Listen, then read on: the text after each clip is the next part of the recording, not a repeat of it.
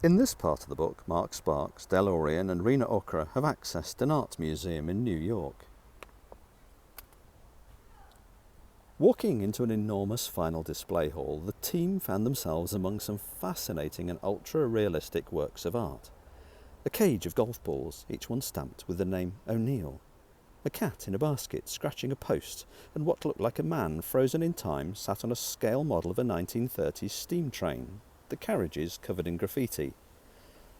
The far end of the hall was their destination, featuring a small group of Edith Medeiros surrealistic paintings. Rena found the painting Before Birthday with ease. It was being featured in an alcove made to look a bit like a hardware store.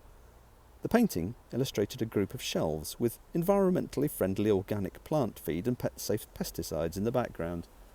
In the foreground sat a large cake with 4 candles, each of which were lit, one burning with a red flame.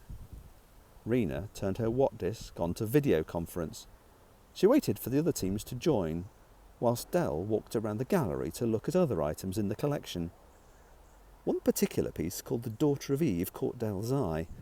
It was a strange picture of someone with a head of an orange wearing a wedding dress in a room with a half-open door and a sunrise in the distance. Pictures might be worth 1,000 words, but for Del he'd rather have the words. He was pondering the meaning when he felt something nudge his leg. He looked down and froze.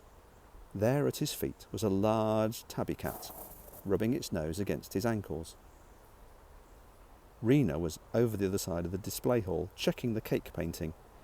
He remembered what Ruby had said about the possibility of prismorphic security. There was a slight fizzing sound and a blur. Before Del could blink, Mark Sparks was stood there grinning. "Meow," Mark purred and pawed the air with his hands. Del was not impressed and whispered loudly, "Will you stop messing around? It's stressful enough as it is without you mucking about."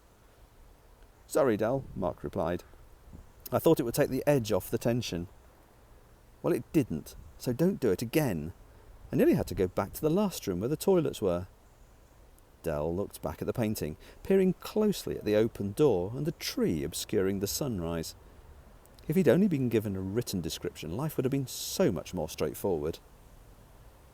For a second time that evening he stopped and looked down at his feet. Again a tabby cat was rubbing his ankles. "Mark, I told you to pack it in." "Pack what in?" Mark asked from 5 feet to Del's left. Del spun round. Rena was still on the far side of the room, looking at the Before Birthday painting. An avalanche of thoughts hurtled through Del's mind. If Rena was there, and Mark was here, where did the cat come from?